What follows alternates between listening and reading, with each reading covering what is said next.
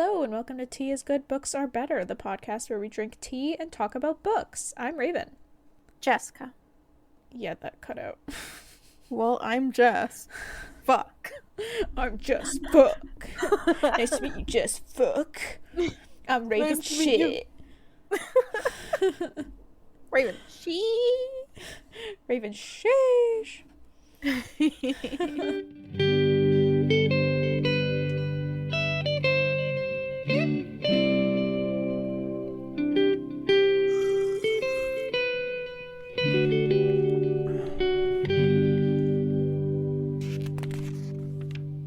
Today we're talking about A Feast for Crows, chapter 10 and 11.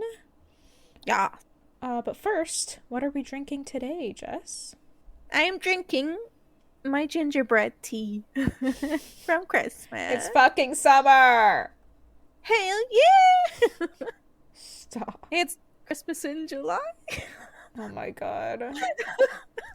I hate you right now. I am drinking lavender tea. Oh, yeah, soap. Soap. Let me taste this. It was really hot when I put my honey in earlier, so I didn't really taste it. It's still really hot. Did you try that soap gum I got ya? Before we get to that, Oh, I put way too much honey in my tea, so it's too sweet. Oh. And I put extra honey in it because I think it like steeped too long, so it was quite bitter. Oh, yeah. But now it's too sweet, so Too bitter and too sweet? double fuck up. Do? Well, I'm gonna drink it like a man. Nice. The soap gum. We talked about this on the podcast previously, right? Yeah, thrills, I think. Yeah, something like that. People who like the taste of soap. Literally advertises that it tastes like soap. Still tastes like soap. Yeah. Yep. I don't chew it all the time, but I do kind of like it. I do kind of like it. Hideous. Does it actually fucking taste like soap? What does Jake think? I don't know if he's tried one. I think he's scared. Yeah, like, but what does he think of you? Oh. Soap. He doesn't care. Yeah, He's no seen me judgment. do weirder shit. Yeah. Oh, nice. It kind of tastes like a berry flavored soap. Oh, okay. So it is kind of soapy, but it's also Not like complete disgusting. not complete disgusting soap. Yeah. Like drinking dish soap. Yeah, not quite on that level. Did you not have any? Hell no. Oh. The fuck? You should try one. It's not that bad. No. I can't do soap. I can't even have lavender flavored stuff because it's too soapy for me. Oh, Or even interesting. rose water. It's so soapy to me. Oh. Like, I associate any flower flavor with soap and I cannot do it. I guess that makes sense.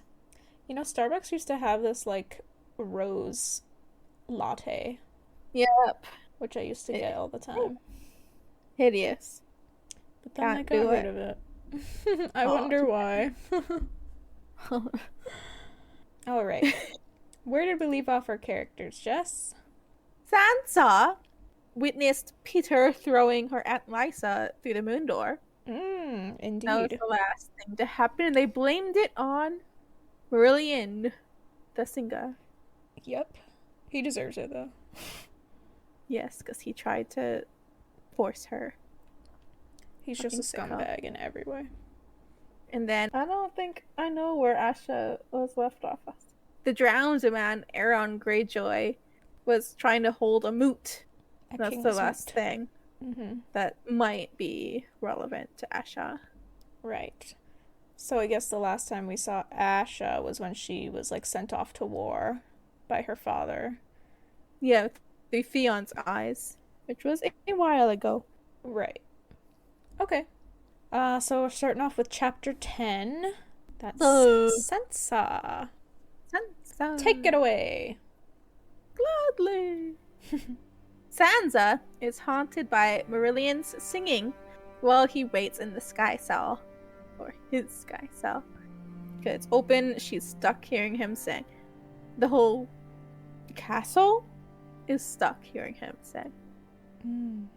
She had begged Peter to put a stop to him, but Peter says keeping his instrument and allowing him to sing is better than listening to him weep. And that some people might rather hear he him cry. has but not Peter. I guess not. But he has struck a deal with Marillion to let him keep his instrument and to sing. In return, Marillion is given a story and will confess for the murder of Lysa. Will that not get him killed, though? Like, why would he possibly Definitely will. So what the fuck? What do you do? Maybe Peter convinced him that he won't get killed. I don't know. I don't know that far. I also wonder suddenly if letting Marillion keep singing is like some psychological sort of manipulation on Sansa. Oh. Why? I wouldn't put it past Littlefinger to do that. I am not a psychologist, so I couldn't explain how exactly that works, but it Me feels neither. like it could be used somehow to, like, control her or keep her scared. Yeah. Or something. It's a very, possibility. The plan is that Marillion is going to confess his crimes with Lord Nestor Royce, who is the High Steward, who is arriving the next day. Sansa is scared of Royce and asks, but what if Marillion tells the truth? And Peter assures her that even if he does, Royce is unlikely to believe him over the two of them. True. And also, apparently, Marillion has had some of his fingers cut off and he has been blinded. Yes. Hit! How is he playing his harp thing with no fingers? I wonder if he even is and he's just singing and then holding on to his harp. Oh, maybe. I was like, damn, that's... whoa. Yeah. Okay. He promises Sansa that Lord Royce will believe them, and Sansa realizes that he is lying to her, though for good intention. She thinks about how Peter is really two people. The warm-hearted and kind Peter, and the sly and cold Littlefinger, who is no friend of hers. Oh. She thinks about all the times that she was harmed at King's Landing, and Littlefinger did nothing but watch. But he got her out of King's Landing, so that proves that Littlefinger is just a mask of Peter's. But she does not know where the mask starts and where it ends. She's becoming very perceptive. Yeah. I kind of enjoyed this chapter at first. It was the first chapter I read of hers, so I was like, ooh. Besides the Lysa murder. That was fun. Yeah. Yeah, she's definitely growing. The next day, Lord Royce arrives and Peter introduces her to him. Then he asks her to fetch Robin. She finds him being dressed by a couple of handladies. It's clear that he had been crying. She asks how he slept, and he tells her that he did not sleep because of Merlion's singing. And when he got up to go to her bed, he found that he had been locked inside his room. She says that's a cruel thing for someone to do. Well, thinking about that it was her who had his door locked. She has had her door locked because he often climbs into her bed at the middle of the night, and he would like nuzzle her breasts or pee himself when he got the shaking sickness, so she does not want him there. Yeah, lock that door every night. He used to often sleep with Lysa, so he's pretty attached to sleeping with someone. Yep. After he's dressed, Sansa leads him to the High Hall to meet with Lord Royce. The High Hall has been closed since Lady Lysa was thrown out of the moon door, so she feels nervous about being in it again. They're both seated when Lord Royce comes in with Peter.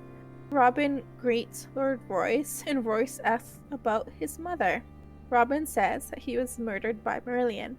Royce asks if he actually saw this, and Robin says no, but his stepfather and Elaine saw what happened. They turn to look at her, and Sansa gets so nervous, she hugs herself to keep herself from shaking. Peter explains that she still gets nightmares and is traumatized. Peter comforts her and encourages her to tell Lord Royce what happened. Sansa starts slowly, starting to tear up and cry, and then the story starts spilling out, the story that Peter gave her. Right. Robin also starts beginning to cry, hearing her story, and starts demanding that Marillion fly. He starts shrieking, "Fly, fly, fly!" Ew. until a spell comes. And he is held by Sir Lothar until he comes to, but is so weak that he has to be carried back to his room. Lord Royce seems to believe Sansa, and other knights start stepping forward to tell him how they did not like the singer. Lord Royce asks for the singer to be brought up and questioned, and Peter issues the order. Marillion is brought before them and drops to his knees and begs for forgiveness. He explains that he loved Lady Lysa and was jealous of her and Peter, and when he had learned that Lady Lysa was pregnant, he went mad and killed her. Lord Royce orders him to be gone, and he is taken away. The other knights start talking about how he needs to die. Lord Royce says it will happen soon enough since no one can survive the sky cells. Wait, what does that mean? Like he's just gonna leave him in there until he jumps? Oh, is that the implication? Maybe. That's what I thought it was. Like, it'll drive you mad. Sitting in a room where one of the walls is gone. With the fucking slope? Yikes. Yeah. Okay. Peter suggests that everyone rest in their rooms and asks Royce to join him in his solar for some wine, and asks Sansa to join them as well to pour their wine. At the solar, Lord Royce explains that his cousin, Bahrambient, is coming to question the singer himself, and he is coming in force. Sure, what's his name? Bahrambient. Bahrambient. I think his first name is Jan, and Bronze is like a nickname or something. Or... Oh, I see. Okay. I was very confused. Peter accepts it. Royce warns Peter that his cousin means to remove him as Lord Protector, and Peter says that he cannot stop that. Peter goes into a chest and he pulls out a scroll for Royce and tells him that it's a token of love that Lady Lysa bore for him. Royce opens the parchment and begins to tear up as he reads it. Peter tells him that his lady valued him above all her bannermen and that he was her rock. Royce is very touched.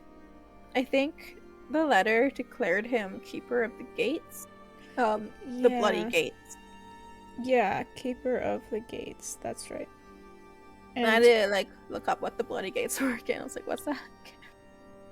I think I remember them coming up to the Bloody Gates in the show at a few points. Yeah, it's at the entrance to the Vale, I guess. Yeah. There's a mountains entrance top thingy. Yeah. Artistic. It an entrance to the trail that leads all the way up to. Yeah, I forget what you call it. Then the entrance in between mountains. Oh, a valley? I feel like a valley is bigger than that little trail. More like the trail that Aragorn goes into to find his shadow warriors. Or ghost warriors. Like a pass? Yeah, pass! Okay. Yeah, and I think it's like a little castle or something that he can live in when he becomes keeper. Royce notices that it wasn't signed by Lysa, and Peter says that she was murdered before she can sign it, so he did it in her place. Lord Royce clutches the parchment and says that he has worked hard for this and he has earned it, and Peter agrees. They finish the flagon, and Lord Royce heads back to his company. When they're alone, Peter asks Sansa if she saw the wonders work with lies and gold. He asks her if she understood what happened between the two of them. Sansa thanks and says that he gave the gates of the moon. Is that what it was? That's what she said. Okay. That he gave the gates of the moon to Lord Royce and to have his support. Wait, so it's not the Bloody Gates? I think he definitely said the Bloody Gates, but she called it the Gates of the Moon. Maybe the official name is the Gates of the Moon, and the Bloody Gates is like a nickname. Like, yeah, maybe like a pet name or something. Mm-hmm. Peter says yes, and that the type of man Royce is, overproud and prickly, the best way to manipulate is to make him believe that he is the most valued of the Bannermen, because he wants to believe that. Sansa asks why he didn't have Lord Robert sign the parchment, and Peter asks her why she thinks he signed it himself. Sansa says that must mean that if he is removed or killed, Lord Royce's claim to the gates will be gone as well. Ooh. Peter says exactly, and that Lord Royce knows this as well. He tells her that she is clever, and that's what he expects from a daughter of his. She's like, sure, but she's not really Elaine, remember? Or his daughter. But he puts a finger to her lips. And here, she stops referring to him as Peter, and she starts referring to him as Littlefinger. Oh. Littlefinger says that he knows, but even when they are alone, they must keep up the tail in case a servant were to walk in on them, and asks if she wants more blood on her hands. More blood? Yeah. Oh my god. Yeah. Yup. So he's telling Sansa essentially that Lysa's death is on her hands as well as his. Yeah, and maybe even Sir Dantos. Oh shit, you're right. Oh, that's fucked up. She says, please no. Littlefinger tells her that this is the game that they must play, the Game of Thrones. Sansa never asked to play and knows that it'll take just one slip up and she'll be dead. Littlefinger tells her again that she is Elaine and must be all the time, even in her heart. He asks her, can she do that? Sansa doesn't know, but she remembers lies. And she tells him yes, she is Elaine. Littlefinger kisses her cheek and says with his wits and her mother's beauty, the world would be hers, and he sends her off to bed. She goes to bed praying that Merlion would not sing that night. She wakes up middle of the night to Robin crawling into bed with her, and she realizes that she forgot to have his door locked. Robert. She tells him he can stay. Robert. Huh? His name is Robert. Well, what did I call him? Robin. That's from the show. The fuck? They call him Robin in the show. Gee. To differentiate him, I guess, but his name is Robert. I think I've been calling him Robin this whole time. Really? Oh. Robert! Apparently. Yes. Yeah, he crawled into bed with her, and she realizes that she forgot to have his doors locked. She tells him that he can stay if he doesn't squirm. Robert asks if she is his mother now, and she says, I suppose I am, knowing it's a lie kindly meant. She's learning that. Yeah. I wonder if Peter, this thing where he says with his wits and her mother's beauty, that he's kind of fantasizing that she was their daughter. Like his and Catelyn's daughter a little bit. Possibly. I do think it might be a little more perverse than that as well, but I think you're onto something. I am intrigued to see if it will get gross. Mm-hmm. Or if he really is just training her. Oh, I think he's definitely grooming her. 100%. Yeah. He's grooming her. Oh, that's probably definitely what it is. Yeah. Sticky. So, I was kind of surprised, closer to the beginning of this chapter while I was reading, that Sansa still seemed to trust him after what he did to Lysa. Mm-hmm. But, as I continued reading, I kind of noticed from her perspective that she is starting to question his actions and motivations a lot more. Yeah. But she just believes she has no one else. Yeah. To her, he is the only person on her side. Yeah. So she's sticking with him and she's learning his ways. So is Sansa a player now? She will be a player in the game. The Game of Thrones. For now, they're like a tag team. Or she's just still like his pawn. I personally think this is an extremely cool story arc for Sansa. Mm. This meek, scared girl to being Littlefinger's number 2 Right. team. And he's being, like, strangely open with her. Yeah, like he definitely wants more. He has to... Like a permanent team. Like, yeah. He wants her as a partner. Yeah, and he must really want it. Like, really bad. Because he must know the power that knowledge has. Of course. In this Game of Thrones, I guess. Like, I don't think he's ever been this open to anyone in his life. I have to agree. Yeah, this does not seem like him. So maybe it is like the Peter poking through.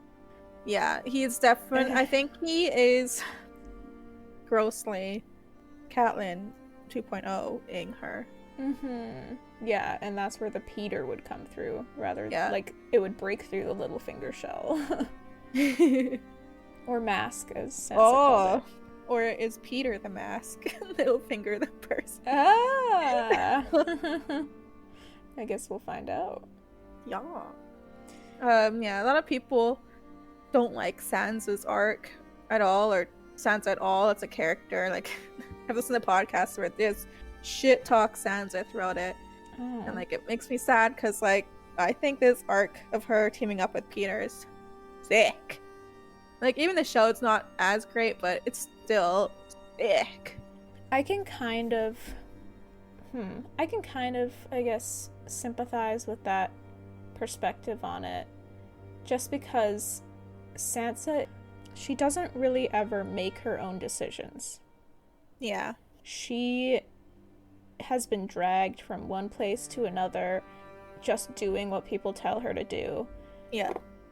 And maybe it's not unrealistic, but I can agree that you want more from her. You want her to make her own choices, and for those choices to have consequences. Like, what has she done so far that was her own decision? I literally can't think of a single thing. Right. That as well. But I do think it'll take some time for her to learn. Yeah, I think that's part of her character for sure. But then I also think it's valid to not like that type of character. Yeah. But overall, I think the tension is rising and the stakes are growing for Sansa. Yeah. I'm excited to see more of her story. Too. Hey everyone, just a quick aside. We just became affiliates of Buzzsprout, which is the hosting platform we use for our podcast. If you are interested in creating your own podcast, please consider using Buzzsprout. It made it easy to get our podcast on Spotify, Apple Podcasts, and dozens of other streaming platforms. They also provide you with a podcast website, detailed analytics to see how your episodes are performing, and tons of guides on how to improve your listenability. And if you follow our link in the episode description, you will get a $20 Amazon gift card when you sign up for a paid plan, and it helps support our show. Thank you! Back to the episode. Now, Chapter 11. The Kraken's Daughter. Also known as Asha Greyjoy. Yeah. Asha Greyjoy sees that not enough have come. She's in the dining hall at Harlaw, looking around at the banners and their lords seated around the room. She notices that her uncle, Lord Roderick, is not present. He must have left after dinner. Asha turns to Three-Tooth, an old woman who has been her uncle's steward since she was known as 12-Tooth. Whoa. And she asks where her uncle is. The old woman confirms her suspicions that he's most likely with his books. Asha also learns her lady mother is abed in the Widow's Tower, which is not surprising. What is surprising is that Lady Alanis is still alive at all. She is frail and sickly, and Asha had feared she would die before she could return from war. She never thought it would be her father who would perish instead. And Asha finds her father's death a little sus. The last time Asha saw her mother, she had been like a ghost, and she had asked after Theon. Now Asha has to tell her that Theon is dead, but she decides to see her mother tomorrow, and Leave that problem to future Asha.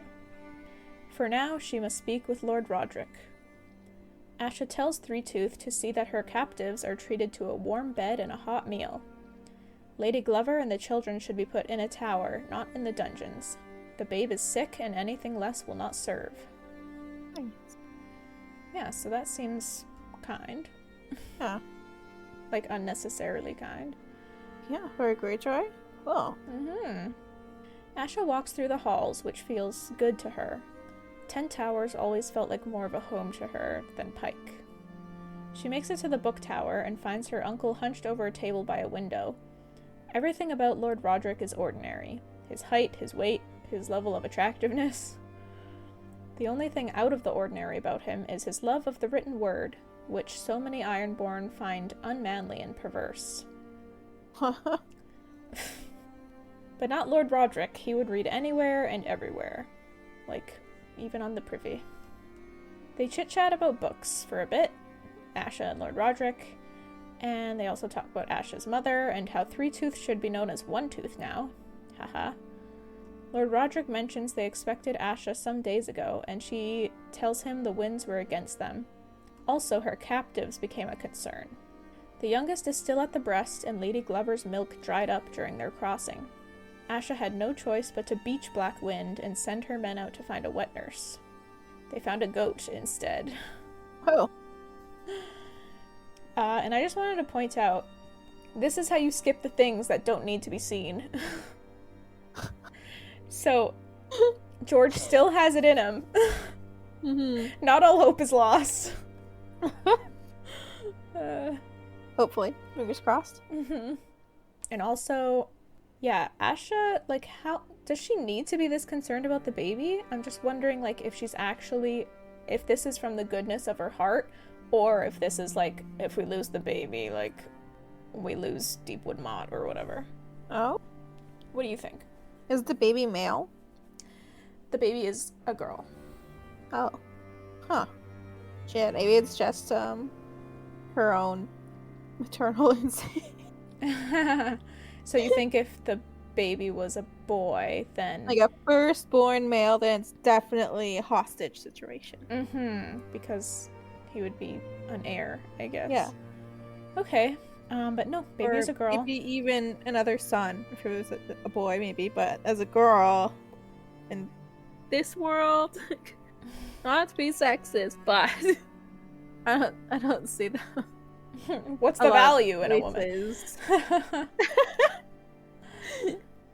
Yeah. There are also, I think, 2 more young children that Lady Glover has with her. And I think one of them might be a boy. But the baby, I know for sure, is not. Yeah, the baby was who they were concerned about, though, right? Yes. Because the baby could still not eat solid food. But anyway, they found a goat for the baby. Very nice, very hygienic. The baby's not doing well. Oh, shit. Yeah. So, Asha asks Lord Roderick if there's a nursing mother here, as Deepwood is important to her plans. And so I think that's referring to Deepwood Mott, which we've heard about before, which I believe is where Lady Glover is from. Her uncle, however, tells her that her plans must change. She comes too late. Yeah, they kind of move on right after he says this, and I'm wondering what you think he means by this. They come too late to where they are? She's the last one to arrive, right? To the King's Moot? They're not at the King's Moot. Oh, they're not at the 10 Tower? They're at 10 Tower. That's not where the King's Moot is. Oh, fuck. Well, I'm lost. She made it to Harlaw. I think it's the Harlaw is one of the Isles of the Iron Isles, and that's where her uncle Lord Roderick rules. I guess I put that in quotes because he's not a king. Maybe he believes that she doesn't have a chance of being the king of the Iron Islands. They haven't even brought that up yet because she's female. That can't be about that. No, because he hasn't even brought that up yet. Too late for what? I don't know. Too late to save the children? Too late to go to Pike and claim the throne? I don't know. Okay, maybe we'll ask again at the end of the chapter. Okay. After a bit more chit-chat, Asha straight up asks her uncle if her father was murdered. He says that's what her mother believes. As for himself, he seems unsure. Asha finds it sus that after 3 years away, the crow's eye returns the very day her father dies. Her uncle corrects her. Apparently it was actually the day after, but he agrees that either way, Euron's return was timely. Asha then asks where her ships are. She only counted 2 longships moored, not near enough to throw the crow's eye off her father's chair. Fun fact, 2 means 40. Oh, is 1 score 20 then? I guess so. Huh. Okay. Just say 40. Too much of a mouthful. 2 scores, obviously easier to say. Lord Roderick says he sent the summons in her name. He lists some of the houses that have gathered, but they are all from the Isle of Harlaw, here, which is but 1 isle out of 7. Asha only saw 1 lonely Botley banner from Pike. She asks, where are all the rest? Roderick tells her that Baelor Blacktide came to consult with him, and just as soon set sail again for Old Wick. Asha had expected him to sail for Pike. She asks why Old Wick, and her uncle tells her that Aaron Damphair has called a Kingsmoot. So this is not the Kingsmoot. The Kingsmoot is happening on Old Wick. Okay. And I don't think it's happening now. I think it's in like a few more days or something. Okay. Asha laughs at the idea of a Kingsmoot, but her uncle tells her that other priests have taken up the call and the captains are gathering. Asha asks if the crow's eye will be there, but her uncle doesn't know. They have not heard from Asha's uncle Victarion either. Lord Roderick mentions a book he's been consulting that contains the history of the Kingsmoot, and Asha decides he must lend it to her. She will need to learn all she can about Kingsmoots before she reaches Old Wick. Her uncle doesn't seem to want to lend her the book, since it's old and fragile. But he does quote an old archmaester who once said, history is a wheel and bound to repeat itself. So I think he's saying that it's probably a good idea to read about the Kingsmoots to see how they went in the past. Yeah. He has decided not to go, though, and tells her she shouldn't either. She says there's no way she's missing the first Kingsmoot in 4,000 years. Whoa! 4,000? 4,000, if you can believe it. Jeez. Yup. Lord Roderick argues that this dream of kingship is madness. With Stannis Baratheon and Tywin Lannister contending for the Iron Throne, the Ironborn have little chance. He would prefer to side with one or the other and help them to victory, then claim the lands they need from a grateful king. So I guess they have not heard, yet, on the Iron Islands, that Tywin Lannister is dead. Guess not. Asha says that idea might be worth some thought once she sits the sea stone chair. Lord Roderick tells her with some regret that she will not be chosen. No woman has ever ruled the Ironborn. That's the way it's always been. Oh. They go back and forth, Asha saying she has the best claim, and her uncle telling her, think of your mother, Asha. Oh. He even threatens to burn her ship to keep her here. Burn her ship? Burn her ship. Threaten to burn his books. Yeah, he'll lose his mind. I don't think he's being serious, but he's, I think, expressing how badly he thinks she should stay. Mm-hmm. Your place is in the kitchen, wench. Oh my god. I actually don't think Lord Roderick is like that. He seemed regretful when he was saying there's no way she'll be chosen. Yeah. He's just saying this is the way it is, and I know it sucks, but this is it. You're not gonna be chosen. Yeah, he threatens to burn her ship to keep her here, but she says she'll just swim to Old Wick then. Nice. That'll show him. Yeah. And she wants him to come with her. So I didn't write this down, but I think they mentioned that on Pike in the Iron Islands, they used to follow the old way, which I think is when the throne goes to the next, like the child. The next kin. Generations or whatever. Yeah. Yeah, generational, I guess you could say. So, back in the old way, she would instantly have the sea stone chair. Because all her siblings are dead, quote unquote. Yeah. But I think it was... There was a point when they stopped following the old way, and I think that's when the Seven Kingdoms became the Seven Kingdoms. Ooh, when what's his face, Targaryen came and... Was that Aegon the Conqueror? Yeah, Aegon the Conqueror. He turned the Seven Kingdoms into one kingdom. And took, like, basically made every king bend the knee to him. Yes, so that's when they stopped following the old way. That was a long time ago. Indeed. And there's also a point where Asha thinks to herself that her father was kind of not a good lord. She liked him as a man, but she thinks that as a lord, he could have done better. So I think her idea is that they should have gone back to the old way, like, as soon as all the kings started claiming their own. Oh. I think that's what she's thinking, but it was written in a way where I couldn't fully tell. Yeah. Yeah, Asha says she'll swim to Old Wick, and she wants Lord Roderick to come with her. Lord Roderick brings up Asha's mother again, and Asha finally asks how she's doing. I think, well, it's kind of mentioned that she's been afraid of what the answer might be, so she's been holding off on asking. But her uncle tells her that her mother is stronger, eating more and sleeping better. Ooh. Lord Roderick then asks about Theon and whether they found a body. Asha says they found parts of many bodies. Torn apart by the wolves. Okay. I thought they were going to say dogs. And the wolves. And she also clarifies the four-legged sort, which I thought was funny. Oh, okay. Yeah, she has to distinguish real wolves from the Starks. Yeah. Lord Roderick asks her again to not go to Old Wick, to stay here with her mother. Asha argues that her mother raised her to be bold, and if she doesn't go, she will regret it for the rest of her life.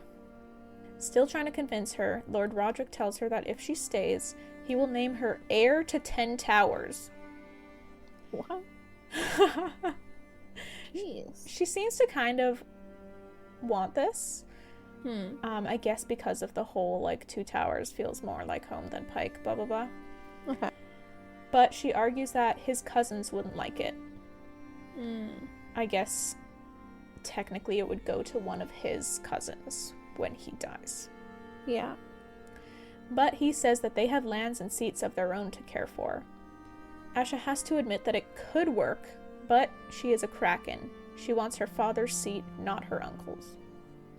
He admits defeat and dismisses her, and she leaves thinking he will come with her to Old Wick whether he likes it or not. Nice. Down in the yard, a shadow steps out from behind the well, saying her name. It's Tristopher, all grown up.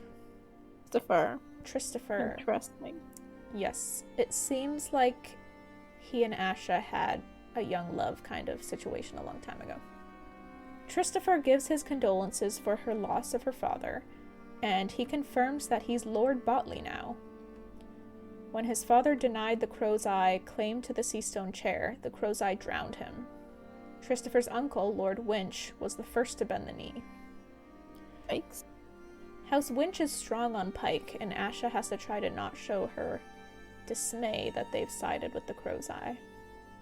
Tristopher tells her that the Crow's Eye has been buying friends at every hand, with lands and treasures. Tristopher's father's lands were given to his uncle Gurmund, who calls himself Lord Botley now.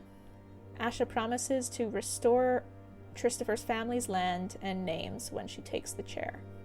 Then, Trist tells Asha she looks beautiful and reminisces about the time when they were young. Asha believes he remembers it more fondly than she does. There had been a time when she called it love, until Trist began to go on and on about the children she would bear him. So romantic. But she didn't want to have a dozen kids. She wanted to have adventures. Child free. Triss had eventually been sent away when Maester Kaelin found them at their play. Their play? Do we know what that means? Well, if it's enough for him to be sent away, I think it means they were, you know, like fondling each other or something. Yeah, I don't know what else that could mean. Asha asks if Triss will come to Old Wick and speak for her. He says he will go anywhere for her, but Lord Blacktide believes the Crow's Eye will descend on them at Old Wick and kill everyone. He's been gathering men on Pike. Asha is convinced that he still lacks the strength to take on everyone who gathers at Old Wick. Triss has also heard that the Crow's Eye brought monsters and wizards back from the east. Asha is not impressed, and asks again if he has her back. Triss says he does, and also says he would wed her. Her lady mother has given consent. Asha's like, bitch, what? Okay. Asha says that's not what he wants, but he says it is. He dreams of her, and he's never touched another woman. She tells him to go do that then. She's touched more men than she can count. Christopher seems shocked and hurt by this. He says he thought she would wait. Bruh. She tells him to find a brothel and goes to leave, but he grabs her arm. She brings her dirk to his throat, threatens him, and tells him she is his queen, not his wife. Then she leaves him there. That's the end of that chapter. Interesting. I hoped more would have happened in that chapter. She was just walking around. Speak for me. Where is Three-Eyed Crow? When is he gonna pop up? I want to see him. The Three-Eyed Crow? The Three-Eyed Crow. You mean the Crow's Eye? Yeah, the Crow's Eye. Yes, so I think we know that the Crow's Eye is Euron Greyjoy. Yup. Who claimed her father's throne. And most likely murdered her father. Most likely. We don't know that for sure, but probably. I liked this chapter. What did you? It felt to me like it was establishing where she is now, while also giving a brief history on what she's been up to. And also, at the same time, setting up upcoming conflicts. So I thought it was a very well executed chapter. Okay. I think it does a lot. Every time we end up over there, I'm like, when are we going to see Euron Greyjoy? Right. Like, if the next chapter... if her next chapter is not at Old Wick, then that's the problem. That is a problem. But if Euron is not in this book at all, that is a problem. I wouldn't be mad at that. I would. I think it's powerful to set up a villain for like a while before revealing them. Yeah. But that's just me. I totally get it when people aren't into that. I want now! Yeah. I've been hyped up for book Euron for a while now. I want to see him myself. Right. Book Euron. How will he be different? How will he be the same as the show? I want to know. Yeah. And it's kind of connecting to like other chapters in this chapter too, like to your priest guy and Victorian, who we haven't seen yet, I don't think, right? No. Okay. But yeah, I thought this chapter did a lot. Even though it seemed like not a lot happened, I thought a lot was happening. You know more about literature than me. It's still just an opinion. All art is subjective, so... If you wanted more to happen, then that's valid. Entertain me, George. But I'm probably also like this on like all of these books in the beginning. It's always like, when's the stuff gonna happen? That's like how Eric feels about Game of Thrones during our viewings. Yeah. He hates the shit where they're just walking around talking to each other. Yeah, the build up. Yes, but that's what I think this is. This is the build up. But I think it's done well. The stuff with Christopher. That I find actually very interesting, and I have a feeling he's going to be a problem.